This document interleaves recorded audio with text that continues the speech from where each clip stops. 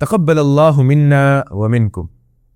میری جانب سے آپ کو اور آپ کے اہل و عیال کو عید الفطر کی خوشیاں مبارک ہوں۔ اللہ رب العالمین سے دعا ہے کہ الہ العالمین ہمارے رمضان المبارک میں کیے گئے نیک اعمال کو، صیام و قیام کو اور عبادتوں کو قبول فرمائے، آمین یا رب العالمین۔ محترم ناظرین، عید کے روز خوش ہونا، خوشیاں بانٹنا،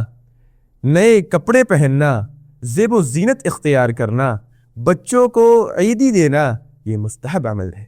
کیونکہ اظہار السرور فی الاعیاد من شعائر الدین، عید کے روز خوشی کا اظہار کرنا یہ شعائر اسلام میں سے ہے، اسلام کے شعائر میں سے ہے، کیونکہ عید کا وقت ایک ٹکڑا ہوتا ہے جو غموں کو بھلانے، تکلیفوں کو دور کرنے اور محنت و مشقت سے بھرپور زندگی میں کچھ آرام کرنے کے لیے خاص ہے۔